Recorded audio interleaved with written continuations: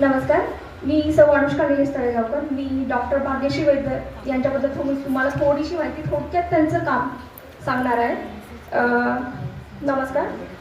Doctor Bhagyashree वैद्य यांचा जन्म 2/6/1982 रोजी बीड जिल्ह्यातील एका साहित्यिक कुटुंबामध्ये झाला. त्यांचे शिक्षण MSc मायक्रोबायोलॉजी बीड जिल्ह्यामध्येच पूर्ण झाले.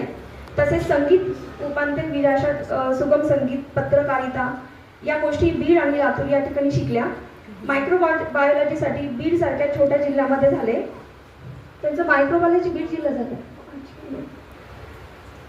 या सगळ्यांमुळे त्यांचा उत्साह आणि आत्मिक शक्ती वाढून समाजासाठी जास्तीत जास्त कार्य करण्याची प्रेरणा मिळत गेली.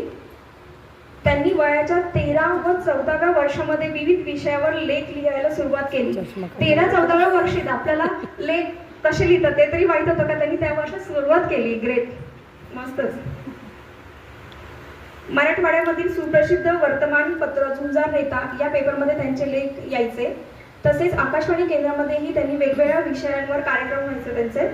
योग क्षेत्र, समुपदेशन म्हणजे काउन्सिलिंग, योग शिक्षिका पेशा, समाजकार्य यामध्ये जास्तीत जास्त त्यांचा कल होता.